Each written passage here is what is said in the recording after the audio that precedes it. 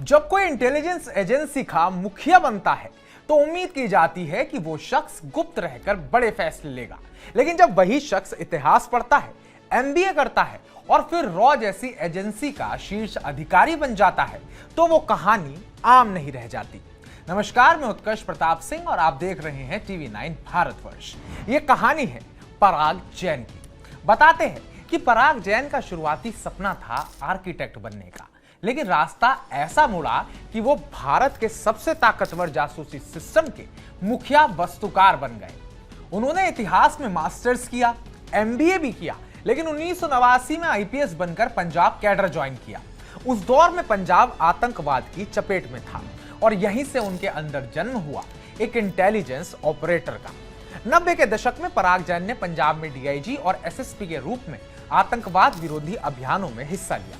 धीरे धीरे वो सिर्फ एक पुलिस अफसर नहीं बल्कि एक ऐसे अधिकारी बनते चले गए जिसे सोचता कम और करता ज्यादा कहा जाने लगा। उन्हें रॉ में भेजा गया और यहीं से शुरू हुई उनकी असली कहानी। उन्होंने एआरसी यानी कि एविएशन रिसर्च सेंटर के मुखिया के तौर पर वो कमाल किया जो अब इतिहास में दर्ज हो चुका है। जी हाँ, मैं बात कर रहा हूं ऑपरेशन सिंदूर की। यह मिशन था पाकिस्तान और पीओके में मौजूद नौ आतंकी ठिकानों को सटीकता से ध्वस्त करने का। ना कोई भाषण, ना कोई सार्वजनिक बयान, सिर्फ सटीक लोकेशन, हवा से बरसती मिसाइलें और आतंकी रीढ़ को तोड़ देने वाली चुप्पी। इस ऑपरेशन को सिर्फ सेना की ताकत नहीं बल्कि पराग जैसे अफसरों की महीनों की तैयारियां, नेटवर्क और तकनीकी इंटेलिजेंस ने सफल बनाया था।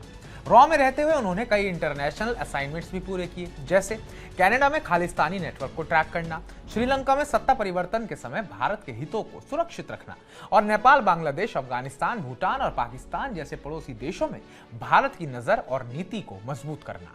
उनकी सबसे बड़ी खूबी रही लो प्रोफाइल रहकर हाई इंपैक्ट देना।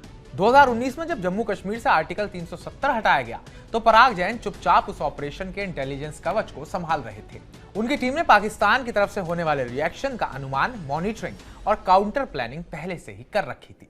यही कारण है कि भारत बड़े पैमाने पर किसी सैन्य टकराव के बिना वहां बदलाव लाने में सफल रहा।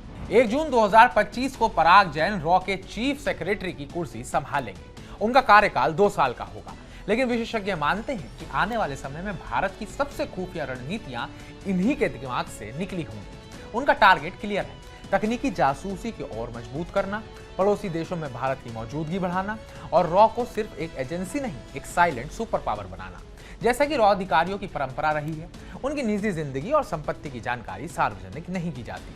हालांकि एक अनुमान के अनुसार उनकी सैलरी 2.5 से 4 लाख प्रति माह के बीच हो सकती है, लेकिन असली कमाई उनके मिशनों की गोपनीयता और सफलता है। पराग जैन जैसे अफसर कहानियों में नहीं, शब्दों के पीछे और सुर्खियों के बाहर काम करते हैं, लेकिन वो उस इतिहास का हिस्सा जरूर है जो आने वाले सालों में भारत की सुरक्षा नीति को बदल देगा।